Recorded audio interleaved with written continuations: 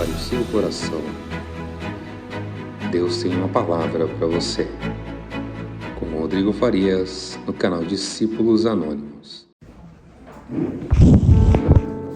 Paz do Senhor para a igreja. Grato a Deus por mais uma oportunidade. Todos estão me ouvindo no fundo aqui? Hoje o título da lição é Uma Igreja Cheia de Amor. Nós vamos aprender sobre 3 tópicos diferentes. O primeiro deles é compreender o amor que se manifesta na comunhão cristã, promovendo a unidade e o crescimento da igreja. O segundo, reconhecer a graça de Deus como fonte de amor do amor cristão. E o terceiro, incentivar a prática da solidariedade cristã como expressão do amor.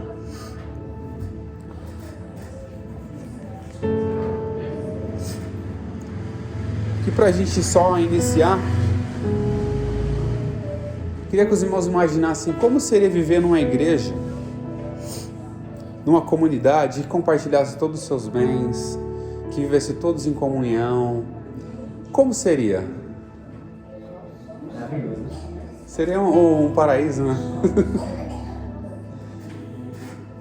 Eu queria que alguns irmãos comentassem o que vocês imaginariam, como seria uma igreja assim, que compartilha os seus bens, tem tudo em comum, tem comunhão. Não, só imaginar como seria, né?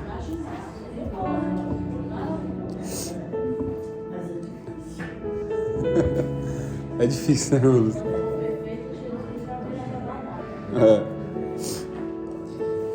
E é interessante que quando fazemos essa pergunta, parece algo tão fora da realidade, né? Mas existiu essa igreja em Atos. Existia essa igreja que tinha tudo em comum, compartilhava tudo, tinha comunhão. E hoje não é muito difícil a gente encontrar. Nós também temos a nossa comunhão, mas não é como deveria ser, como a igreja de Atos era, né? Então a nossa comunhão é igual como o Silas comentou, a gente se reúne aqui, compartilha aqui, tem a comunhão aqui, de repente todo mundo some, cada um é pro seu lado. E é muito comum isso, cada um é pro seu lado. E naquela igreja nós observamos que ela tinha algo muito aprofundado. Elas viam que realmente o evangelho era algo tão poderoso e que transformava tantas vidas, trazia tanto amor no coração das pessoas, que eles mesmos sentiam no coração e compartilhavam aquilo que eles tinham, vendiam as suas propriedades, entregavam aos pés daqueles homens, apóstolos, os discípulos, para poder fazer com que a igreja crescesse ali, todos tivessem algo em comum. E o objetivo principal era sempre o quê? Demonstrar o amor, a graça e a solidariedade. E não é difícil nos nossos dias fazer isso também, né? É que a gente se preocupa muito conosco, né? É muito comum isso, a gente se preocupa demais com a gente. É pecado se preocupar com a gente? Não. Mas não pode abandonar também as outras coisas que é importante que se faça. E na introdução aqui, para a gente dar uma complementada, traz 2 sentidos. Eu até fiz uma pergunta no grupo, né? Quando fala sobre o amor, o que seria o amor? É um sentimento ou um mandamento? Ou os dois?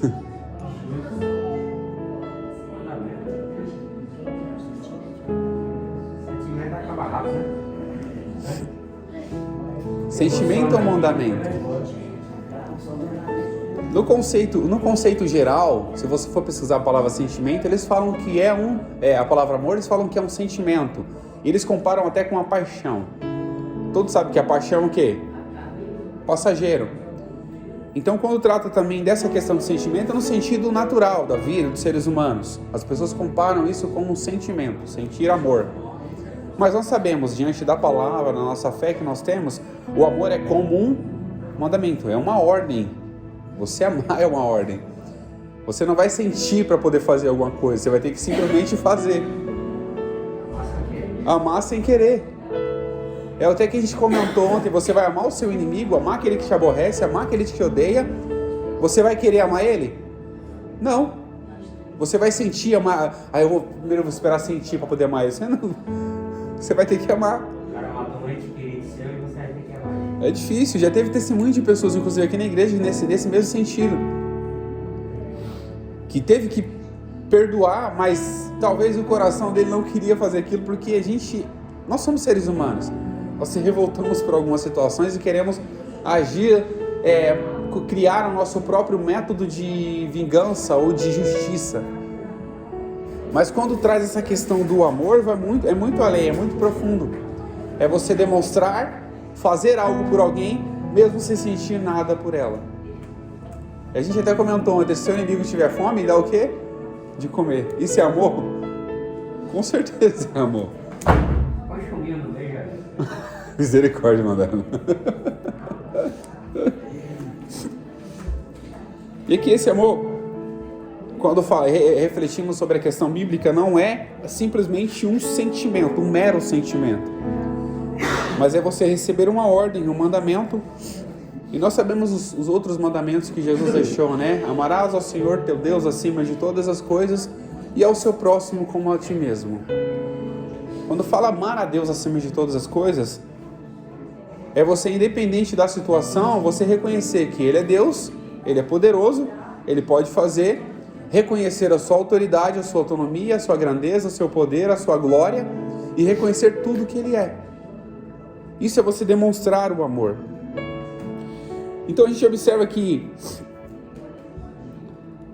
tudo isso abundava no coração da igreja de Atos, né? Era abundante no coração deles, daqueles que criam realmente em Jesus. E nós sabemos que somente através do amor de Deus o cristão aprende a ser solidário e generoso. Como eu falo, a nossa natureza é uma natureza... Viemos de uma natureza pecaminosa, fomos perdoados, justificados pela misericórdia de Jesus, fomos alcançados pela graça. A nossa natureza não é a natureza aquela que ama toda hora, que é abraçar toda hora, mas se nós não tivermos o amor de Deus no nosso coração, a gente vai odiar muita gente, a gente vai querer o mal de muita gente. É o que acontece lá fora no mundo, as pessoas querem o mal uns dos outros. Querem o mal uns dos outros. Querem fazer o mal, viver o mal, fazer o mal e pronto. E é muito natural isso para eles. Mas para nós que temos o amor de Deus, isso demonstra que devemos ser mais generosos. Porque o amor de Deus abunda em nosso coração. Ele reina em nosso coração. E aqui nós vamos ver no primeiro tópico o amor manifestado na comunhão cristã. O amor entre os irmãos. Comunhão. A igreja iniciou com 120 discípulos, 120 pessoas e foi crescendo. E ela foi crescendo cada vez mais e o amor foi também crescendo. Mas todos os desafios, né, que a igreja enfrenta, que a igreja enfrentou naquela época, a igreja também nós enfrentamos aqui. E o mais interessante quando fala sobre amor,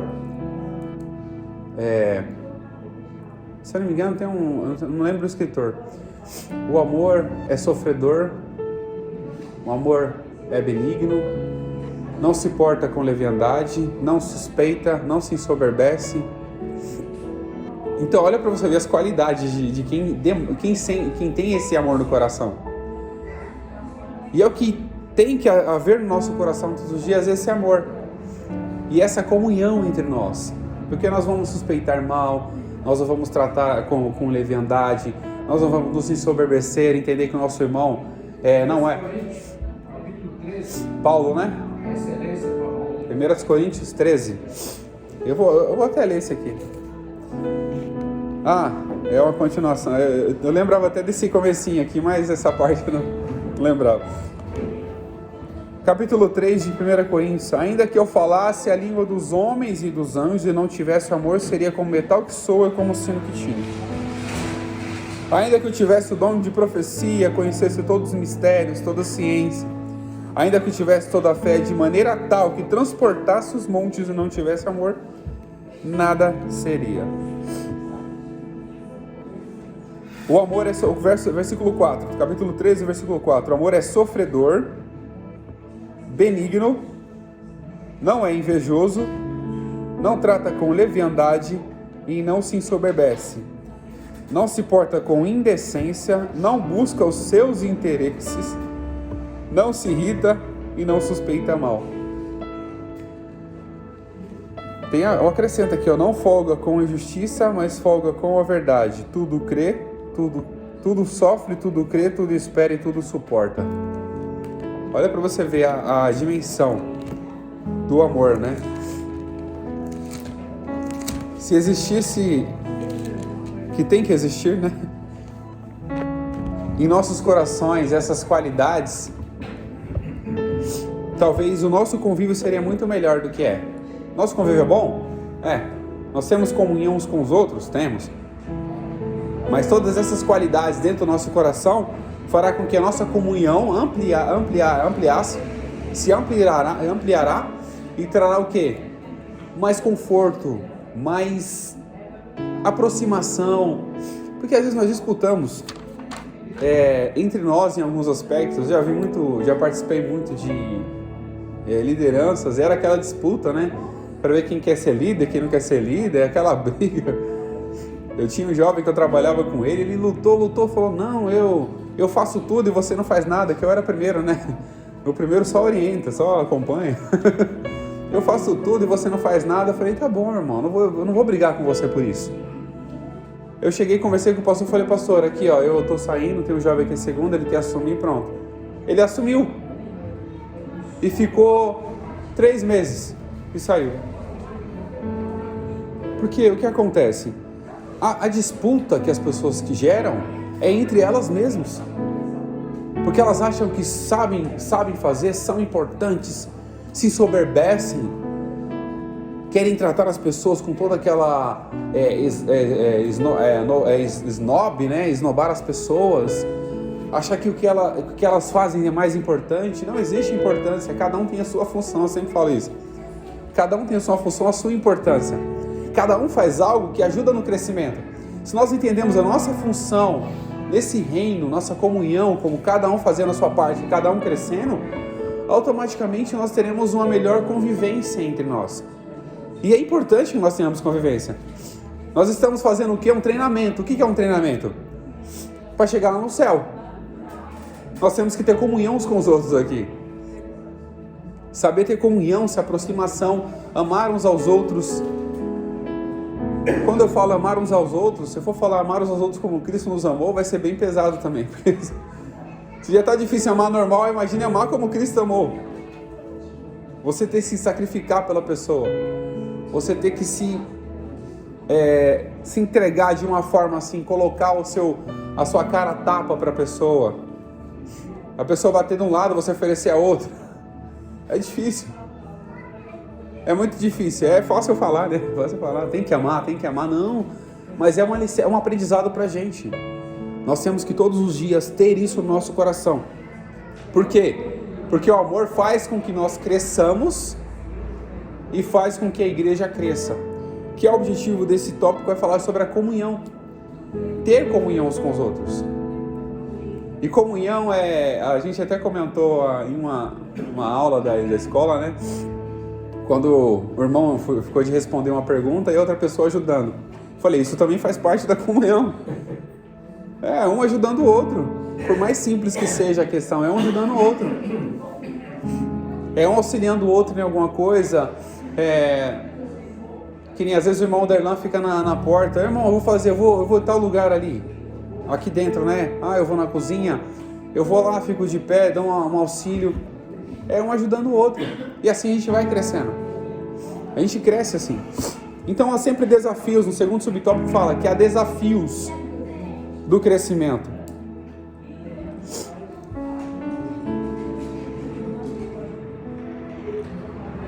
Aqui o escritor, ele traz pra gente uma frase: somente poderia manter o elo fraterno entre os crentes com amor. De fato, Paulo diria que o amor de Deus foi derramado nos nossos corações, nos corações dos crentes, pelo Espírito. E entra naquela questão, né?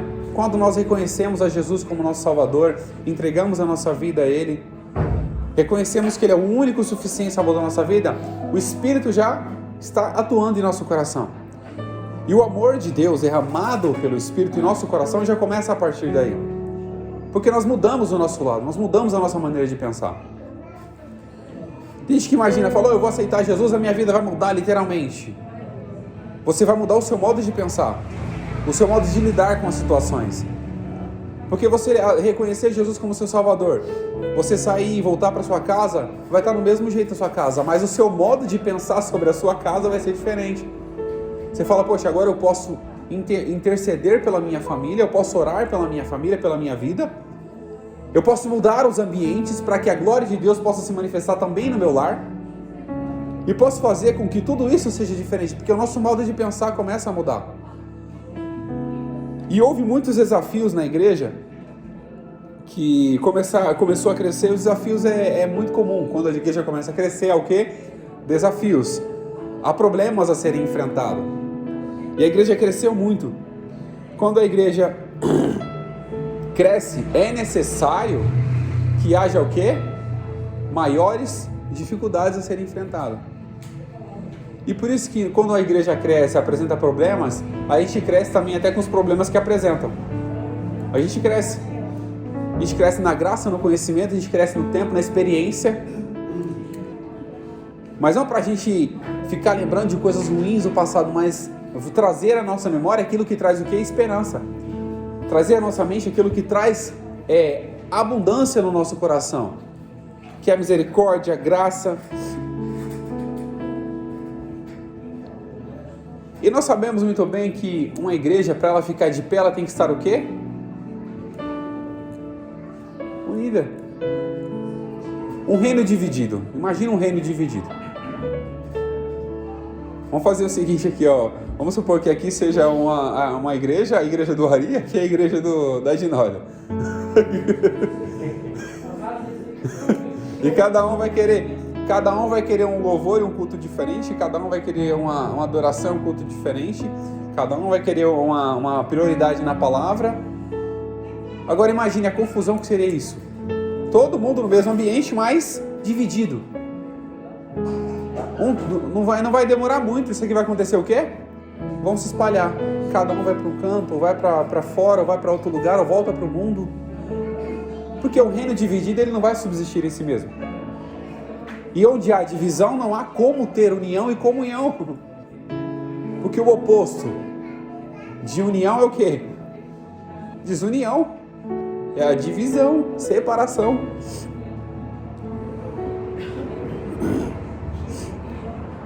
Então, quando uma igreja se fragmenta e se divide, o escritor coloca aqui, quando a igreja se fragmenta e se divide, isso significa que o egoísmo tomou o lugar do amor em algum ponto. Quando a igreja começa a se dividir, o egoísmo tomou conta. O que é o egoísmo? O que é o ego? Eu posso, eu faço, só eu tenho capacidade. Só eu tenho autonomia. É muito triste isso, porque existem muitas pessoas que pensam dessa forma. Só eu posso fazer, só eu conheço isso, só eu faço, só eu tenho a capacidade. E eu fico imaginando, como é que essa pessoa conseguiu a capacidade sem ter alguém dado a oportunidade para ela? Então alguém acreditou nela. Que nem para eu estar dando aula aqui, alguém acreditou no potencial que eu não tinha, mas Deus capacitou para poder dar aula. Então é necessário que nós tenhamos essa visão ampla. Que há pessoas, e nós não podemos ser egoístas, soberbos, e achar que nós fazemos tudo. Eu faço tudo. Não. Nós temos que saber o quê? Compartilhar, dividir e ter a paciência. Porque é muito comum a gente encontrar, por exemplo, as pessoas que querem dar oportunidade, mas têm paciência também. Eu vou dar oportunidade para aquela pessoa, mas eu não tenho paciência. Daqui a pouco eu me irrito com ela e pronto, não quero mais saber disso aqui. Acontece. Tem pessoas que não dão oportunidade, pessoas que dão oportunidade e não têm paciência. Por isso que é um conjunto de coisas. Por isso que o amor é um conjunto de coisas. Se porta com decência, não ama a injustiça, é sofredor, é benigno, tudo crê, tudo espera. Olha só, já entra a questão da paciência. Tudo espera e tudo suporta. E Paulo acrescenta: eu posso ter tudo, ainda que eu falasse, usa essa metáfora, essa comparação, ainda que eu falasse a língua dos anjos e dos homens e não tivesse o amor, seria o quê? Como metal que soa e como o sino que tira. Paulo usa essa metáfora. A pessoa que não tem amor, mas tem dons, fala em línguas, profetiza, não tem amor, é o quê? Só faz barulho. E qual é a essência disso? E qual é a essência? Porque o amor é uma profundidade muito grande. Porque o amor já demonstra que desde o começo sempre foi demonstrado as situações de amor. E quando Deus enviou o seu Filho, já demonstra, porque Deus amou o mundo, Deus amou a humanidade, Deus amou as pessoas pecadoras. Não amou o pecado, não compactou com isso, mas amou as pessoas pecadoras, amou de uma tal maneira que enviou Jesus para compartilhar e demonstrar esse amor. Para você ter ideia da complexidade de tudo isso. E aqui no terceiro subtópico a gente fala sobre a vida interior. Daqui a pouco eu abro para perguntas. Falei demais, né? A vida interior. Em Atos no capítulo 4, verso 32, fala que eles eram um só coração, era o coração e a alma. Ou seja, eles tinham o mesmo coração, o mesmo amor, a mesma comunhão e a mesma alma. Que trata do quê?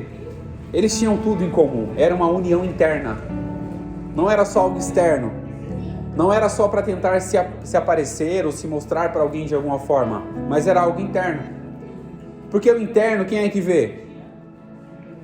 Só Deus. E o externo? Deus e os homens. Mas o interno, quem conhece o seu interior é só Deus. Então, para a gente ser, temos que ser de forma interior, no nosso interno, no nosso íntimo. Porque é isso que agrada o coração de Deus. Porque é muito comum as pessoas... Tiago, se eu não me engano, traz esse exemplo, né? Que as pessoas haviam recebido, aceitado a fé, recebido Jesus no coração, conhecido Jesus como Salvador, mas eles começaram a fazer acepção de pessoas. Eles começaram esse aqui não tem muitas condições, então ele fica lá no cantinho ali no fundo. Aquele homem importante, então deixa eu subir, colocar ele aqui mais perto de mim, mais próximo. E ele fala: a fé sem obras, ela é morta. Não que a fé dependa da obra, mas aquele que tem fé demonstra pelas suas obras. Não é uma condição eu ter que fazer obras para demonstrar a minha fé. Eu vou fazer caridades, vou fazer isso, vou fazer aquilo. Porque no contexto que apresenta é que as pessoas tinham fé, mas não demonstravam isso. Ou seja, o que tinha no interior exala para fora. Tudo que tem no nosso coração exala para fora. De uma hora ou outra. Ou a gente faz uma cara feia, ou a gente solta uma palavra. Uma hora ou outra que tem no nosso coração sai. Então eles tinham isso. Eles falavam: eu recebi Jesus, eu acredito, tenho essa fé no meu coração. Mas quando as pessoas vinham, eles começam a fazer o quê? Acepção de pessoas. Não, esse aqui é pobre, fica no canto. Esse aqui não tem, tá todo sujo, fica ali do outro lado. Então isso é a demonstração do nosso interior. O fato de acreditarmos em Deus, temos o amor de Deus aí no nosso coração, isso exala e demonstra para as pessoas quem nós somos. Quem Cristo é nas nossas vidas também, que é o importante. Quem Cristo é. Demonstra o nosso amor, a nossa intenção, a nossa união e as nossas obras pela nossa fé. E ele acrescenta, mostra-me as suas obras pela sua fé, as suas obras pela sua fé, eu mostro a minha fé pelas obras, alguma coisa assim, a inversão Então nós temos que demonstrar o quê? O amor reinando no nosso coração. As nossas obras é apenas um reflexo disso. As nossas obras é apenas um reflexo. Não é fazer as obras para ocultar algo que há. Porque você vê diversas outras religiões que fazem obras de caridades, tem casas de recuperação, faz distribuição de cesta básica, alimentação. Tem muitas outras religiões que fazem isso. Diversas. Porque eles acham que isso vai o quê? Salvação para eles. Mas a salvação é só em Jesus, é só pela fé em Jesus. A salvação tem que ser pela fé e não pelas obras. E Paulo acrescenta isso. Porque pela graça vocês vão ser salvos pelo meio da fé. Isso não vem de nós, é dom de Deus. E não vem das obras, para que ninguém possa se gloriar. Porque se você fizer as obras, achar que você vai ser salvo, então estou fazendo tudo certinho, eu estou me gloriando disso. Não. É pela fé em Jesus. Aqui eu vou abrir para perguntas. Alguém tem alguma pergunta? Alguém tem algum questionamento? Alguém tem algum aprofundamento? Aproveita agora. Enquanto alguém se prepara aí, eu vou ler o sinopse aqui que a gente aprendeu até agora. A união e o amor entre os cristãos, impulsionados pelo Espírito Santo, fortalece a igreja na sua missão. Alguém tem alguma pergunta a fazer? Podemos continuar? Quer perguntar, mano? Pode perguntar.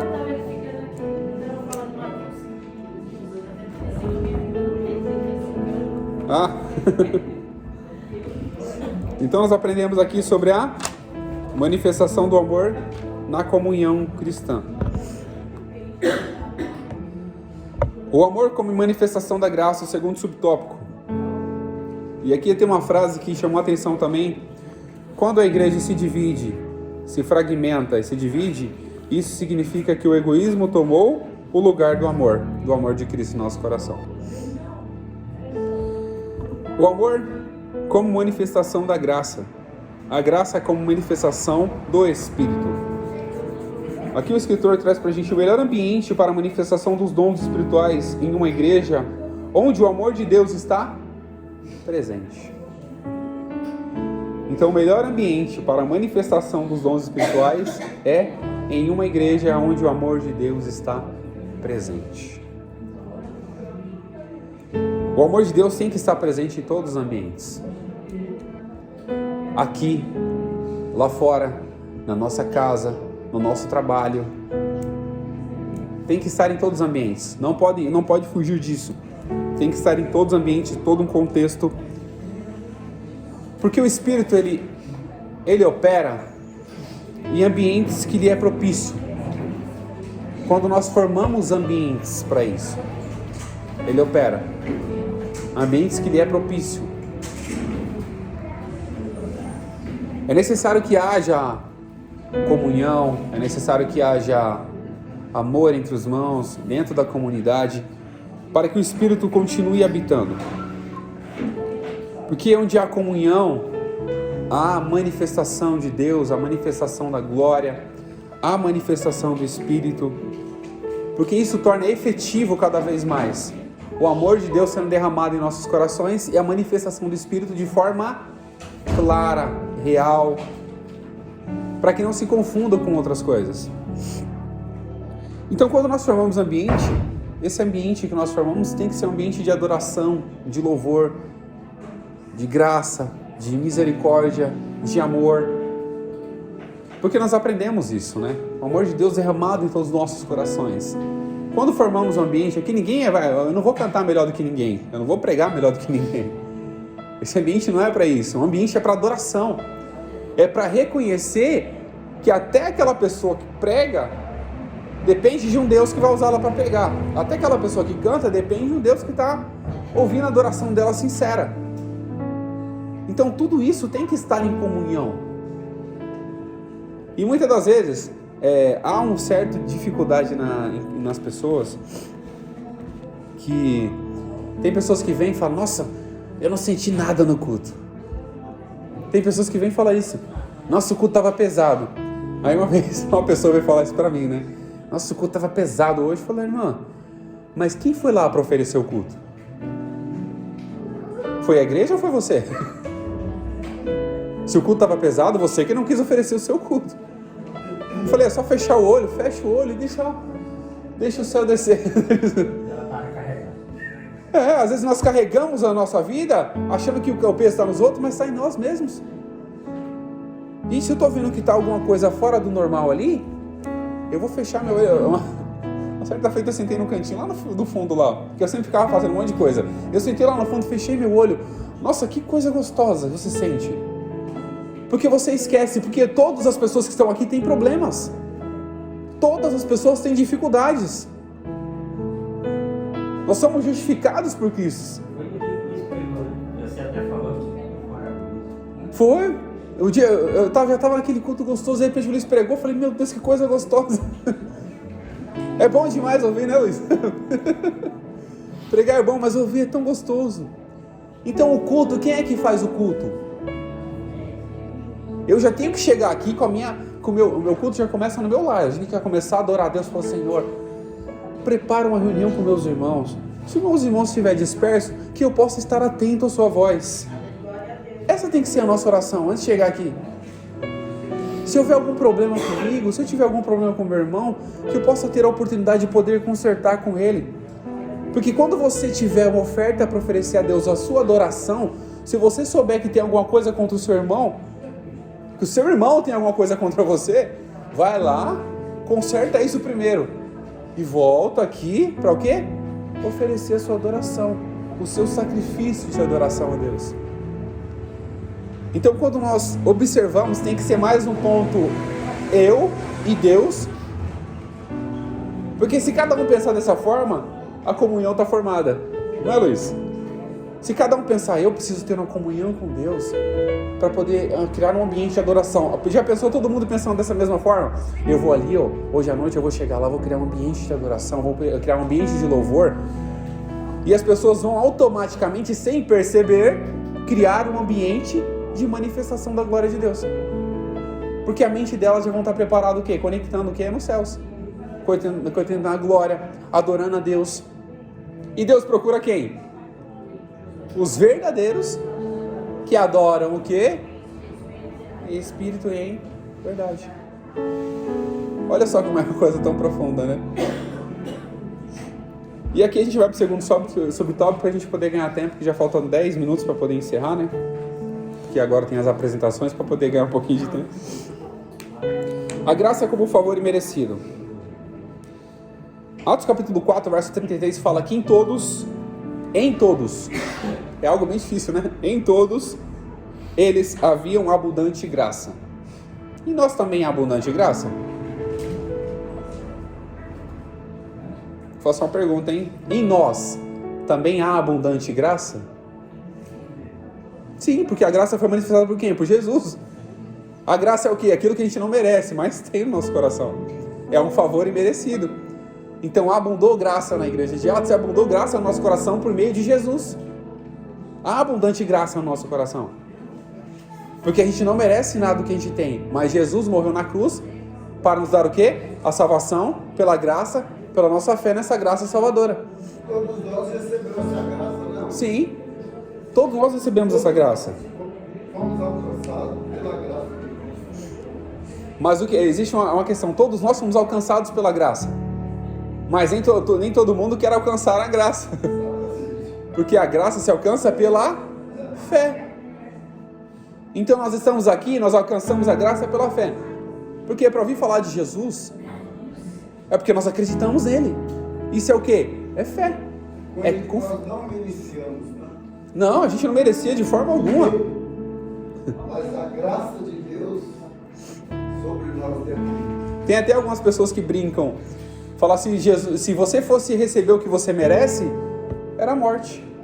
Era o fim da sua vida. Mas Jesus veio, tem poder sobre o inferno, sobre a morte, sobre tudo, nos deu a graça salvadora para que nós pudéssemos ter acesso ao Pai por intermédio dele, acreditando em Jesus. E quando essa graça salvadora O Espírito Santo se manifestou de forma abundante na igreja. Isso reflete o quê? A graça. A manifestação do Espírito refletindo a graça. Por quê? Porque quando nós acreditamos, nós temos a confiança em Jesus, nós somos convencidos que Jesus é Deus, foi enviado para morrer numa cruz. E isso, o Espírito já vai convencendo o nosso coração dessa questão. O Espírito Santo já vai começando a atuar nas nossas vidas. Nós alcançamos essa consciência, acreditamos em Jesus, temos acesso a essa graça e a manifestação do Espírito, se a manifestação do Espírito abundantemente reflete a graça de Deus. Então o Espírito manifestando na nossa vida reflete a graça que nós não merecíamos, mas nós temos. Esse aqui só tem dois, né? Só tem dois tópicos. Então, só para a gente finalizar essa parte aqui, vemos, por exemplo, esse sentimento de gratidão e resposta à graça de Deus na pessoa do apóstolo Paulo. 1 Coríntios capítulo 15, verso 10. Alguém abre para mim, por gentileza? 1 Coríntios capítulo 15, verso 10. E somente a graça gera tamanho sentimento de gratidão. É o que eu até comentei ontem, né? Só vai saber o valor de estar são quem um dia ficou doente. Só vai saber o valor de ser perdoado, de perdoar quem um dia foi perdoado. Só vai saber o valor da alegria quem um dia passou por tristezas ou angústias. Pode ler, quem achou pode ler. Mas pela graça de Deus, sou o que sou, e a sua graça para comigo não foi vã. Antes, trabalhei muito, mais do que todos eles. Todavia não, mas a graça de Deus que está comigo. Paulo fala, eu sou o que sou pela... Ou seja, ele está colocando todo o mérito do que ele é em Jesus. Esse tem que ser o nosso objetivo também, colocar todo o mérito que nós somos, do que nós fazemos em Jesus. Eu faço isso, é pela graça. Eu tenho isso, é pela graça. Eu vivo isso, é pela graça. Então tudo que nós fazemos é pela graça, pela misericórdia de Jesus, pelo favor que nós não merecíamos. E aqui o sinopse 2, a graça de Deus se revela no amor cristão, capacitando os crentes a viverem equilibradamente, nossa, meu grego está muito fluente hoje, equilibradamente entre a comunhão e a prática dos dons espirituais. Ai, meu Deus. Terceiro tópico, a manifestação do amor na solidariedade cristã. O primeiro subtópico fala sobre a busca da equidade. E aqui é uma diferença, né? Quem sabe a diferença entre equidade e igualdade?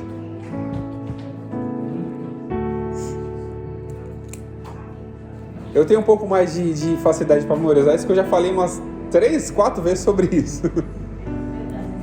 A diferença entre equidade e igualdade.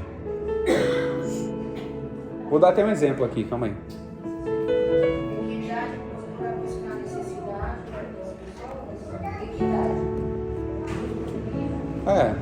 Quase isso. Vou tentar dar um exemplo aqui. Deixa eu pegar alguma coisa.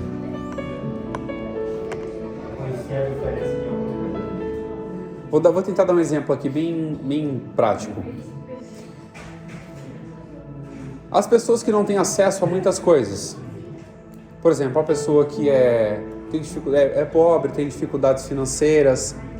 E é uma pessoa bem abastada, que tem muito dinheiro, tem muitas coisas.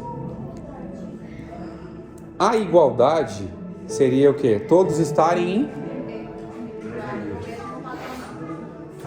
ter todos a mesma coisa. Mas equidade seria o quê? Ter todos a mesma visão. Ainda que um esteja mais alto do que o outro, ter a mesma visão. Porque o pobre, para alcançar a situação de um rico, ele tem que ter o quê? Tem que lutar muito para isso. Mas ele pode ser ajudado e alcançar o mesmo... tem um exemplo que eu vi, até uma imagem. A igualdade é você dar 2 caixas para uma pessoa, cada um subir. Fica o quê? Igual. Mas uma pessoa é grande e a outra é pequena. E tem um muro na frente e tem uma paisagem do outro lado. Ou seja, a pessoa pequena não vai ver aquela paisagem, porque elas estão iguais. Mas o grande está vendo, o pequeno não. Equidade seria o quê? Você coloca uma caixa a mais para o pequeno, para ele poder ter a mesma visão, e o grande continuar também tendo a mesma visão. Isso é equidade. Todos terem o mesmo alcance. Não só ser iguais. Nós podemos dar condições iguais, mas as pessoas não são iguais. Então essa é a diferença entre equidade. Então você pode observar que na igreja de Atos, eles tinham tudo em comum. Tinha muita gente que tinha casas, bens, eles vendiam, entregavam aos pés dos apóstolos e eles decidiam o que iria fazer com aquele dinheiro. Eles entregavam aos pés, outros forneciam um ambiente para poder ser uma igreja, né? Forneciam um ambiente, não vendiam, mas forneciam um ambiente e falavam aqui, o que vai ser uma igreja agora? Vamos se reunir aqui, vamos fazer cultos aqui, para que a adoração continuasse. Então isso demonstra o quê? A solidariedade. Ser solidário. Você entender que a pessoa pode ser colocada em uma condição mais alta que você, mas para ter a mesma visão que você. A pessoa pode ser colocada em uma condição mais elevada, mas para ter a mesma visão, porque a condição dela humana não ajuda ela a alcançar isso. Então aqui para a gente só finalizar essa partezinha que eu vou correr aqui, sendo solidário com a situação dos menos favorecidos. Isso já traz aqui a questão da equidade, sendo solidário. Eu vou até ler aqui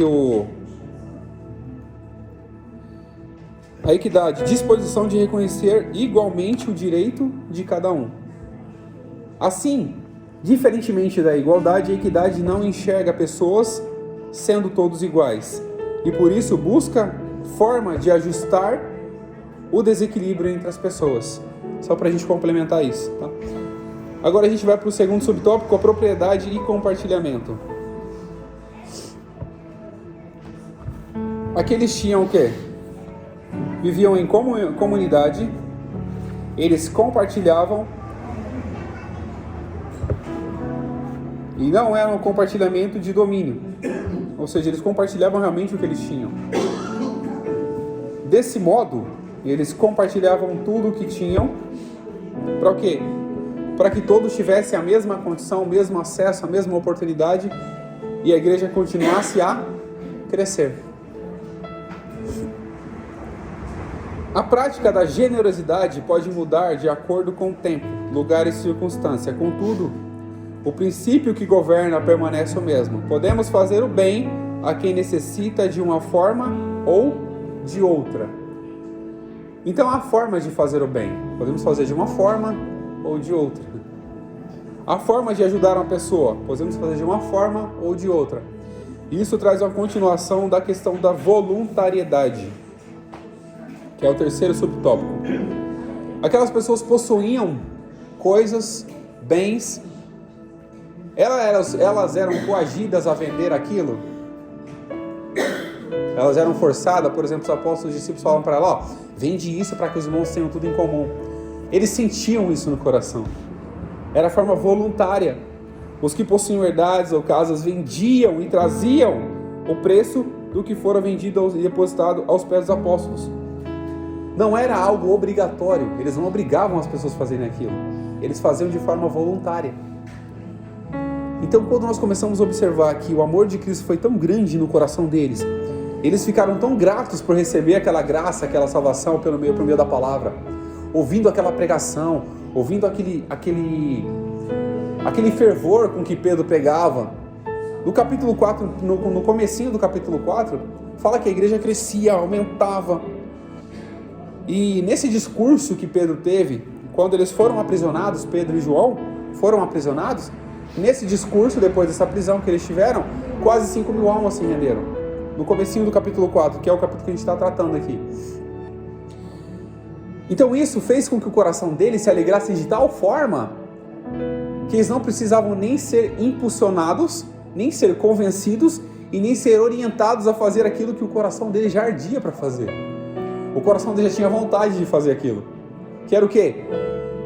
A necessidade, eles viam a necessidade entregavam, vendiam aquilo que tinha e entregavam. Para quê? Para que a igreja continuasse crescendo. Isso manifesta o quê? O grande amor de Deus derramado no coração de cada um deles. O amor de Deus derramado no coração de cada um deles. Porque o amor de Deus faz com que a gente se compadeça de certas situações, faz com que a gente se compadeça de pessoas, faz com que a gente auxilie pessoas mesmo, não é assim, mesmo aquela pessoa fazendo tudo errado.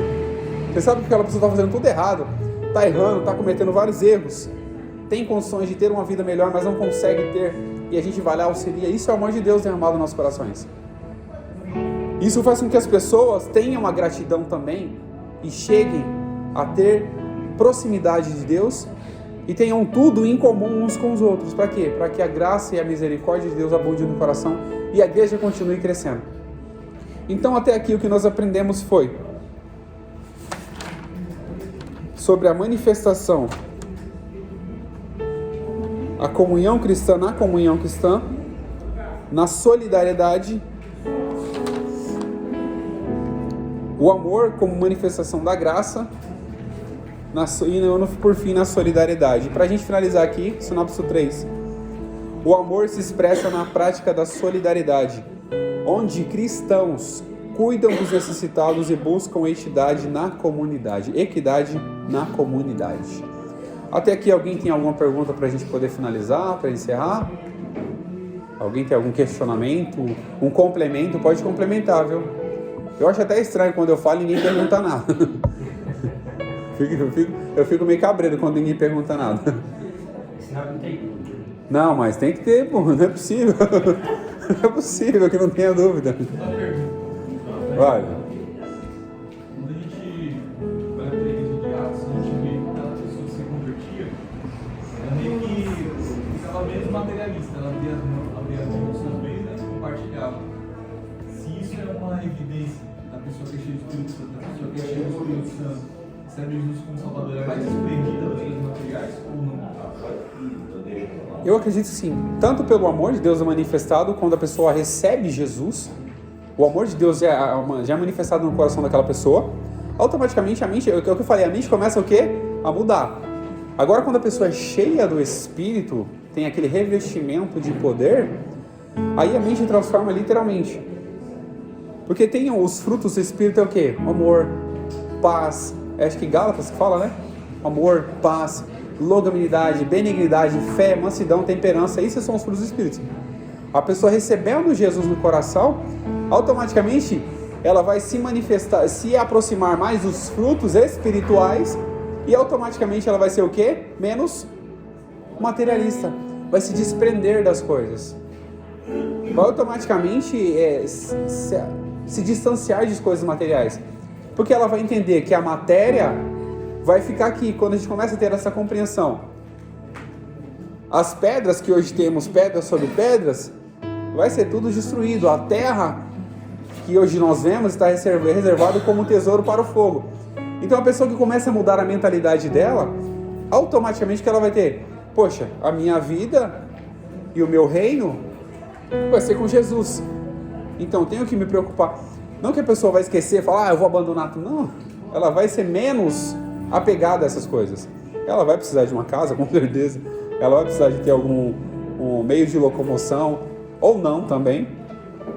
Mas ela vai se tornar menos materialista. Quer complementar alguma coisa? Pode comentar. Pode perguntar.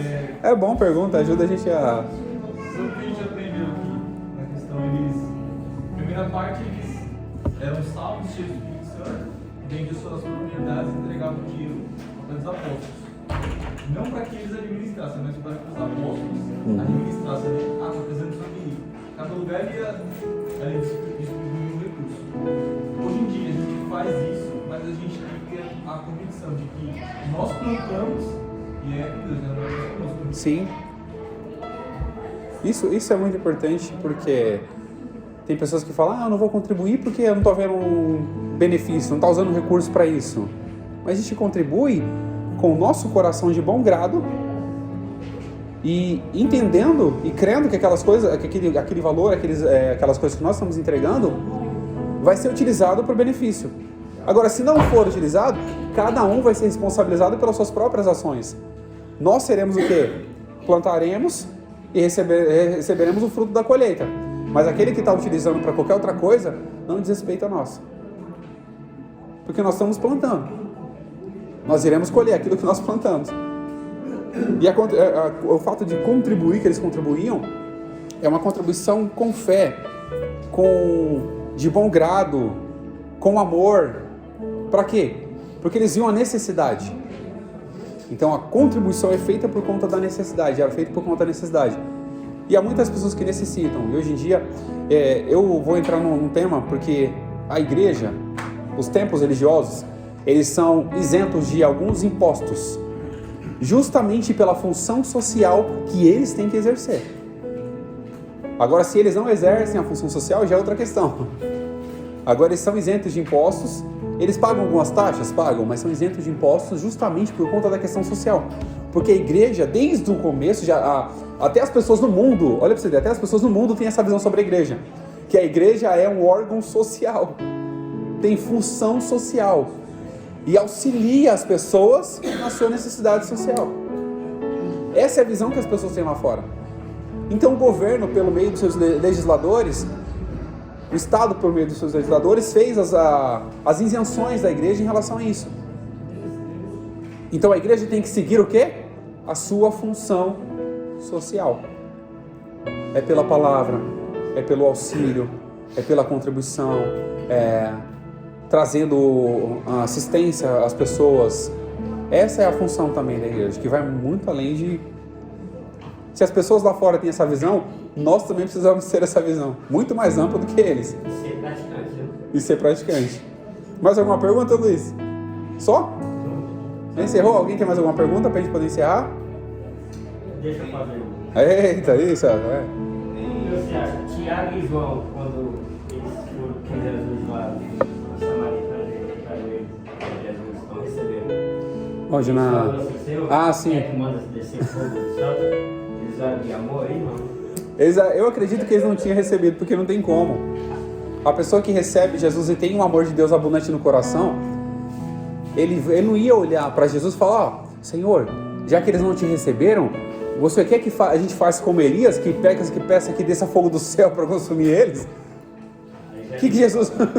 Pode ler o que Jesus respondeu aí. Vós sabeis, voltando-se, porém, repreendeu-os e disse, vós não sabeis de que espírito sois? É a resposta de Jesus.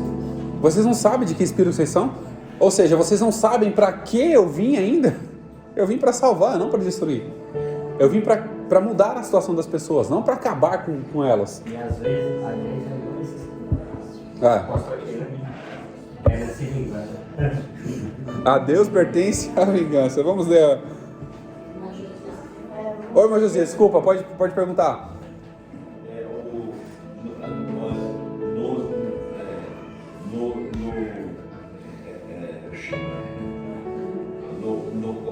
No tocante que nós vemos hoje a igreja está faltando muito para desenvolver o papel dela. A igreja católica está tomando o espaço nosso e fazer algo que nós deveríamos fazer. E a igreja muito pouco faz para a ação social, levar o evangelho na forma que precisa. A igreja católica está confiando esse exemplo e trazendo mais que força da igreja dele. Verdade. E eu afirmo até aquilo que eu falei, a função social, né? A igreja tem que ter a função social mesmo da igreja. Tem alguns ambientes, inclusive, eu acho interessante, uma coisa muito simples, parece ser simples demais, mas não é. A minha filha às vezes assiste alguns desenhos bíblicos, e alguns desenhos são feitos pela igreja adventista do sétimo dia, pela igreja católica. Alguns desenhos são feitos pela Igreja da Graça. Então, querendo ou não, uma coisa simples, você pode produzir na mente de uma criança histórias bíblicas, conteúdo cristão, para poder fazer com que ela cresça já aprendendo sobre isso. Então, acho que vai muito além. Você auxiliar pessoas necessitadas é importante, mas você conduzir a mente de uma criança também para próximo de Deus, para ela já começar a fazer os trabalhos, é muito importante também. Você cria estrutura, você pode observar que lá fora, muitas pessoas tentam destruir as crianças, porque as crianças são o quê? O futuro. Porque a mente da criança está em desenvolvimento. Quando você altera qualquer risquinho ali do desenvolvimento, vou usar um exemplo, qualquer desenho do desenvolvimento, o que acontece? Ele vai pender para um lado ou outro. A criança aprende comportamentos. Então, por isso que é importante, por exemplo, trazer as crianças. Eu sempre trago minhas filhas para a igreja, eu sempre arrasto elas. Quando eu tenho oportunidade, eu estou arrastando uma ou outra. Porque é necessário. Uma vez a minha filha, no estudo que a gente teve aqui do projeto, ela falou: pai, eu entendi o que você quis dizer. A Rafa, eu fiquei espantado, porque a gente acha que a criança não presta atenção. Mas a criança presta. Isso já vai desenvolvendo o quê? O amor de Deus no coração dela. Vai aprendendo a ter a comunhão, vai aprendendo a amar, vai aprendendo a respeitar as pessoas. E pra gente finalizar, o verdadeiro amor se realiza no atendimento, além de outras coisas, tá? Se realiza no atendimento da necessidade do próximo. E a necessidade não é só necessidade financeira, tá? A pessoa pode ter uma necessidade psicológica, pode ter uma necessidade emocional, pode ter uma necessidade financeira, pode ter uma necessidade de auxílio no trabalho. Pode ter necessidade, existem diversas outras necessidades. E aqui, eu agradeço a minha oportunidade, passo para o meu chefinho Silas, Deus abençoe em nome de Jesus.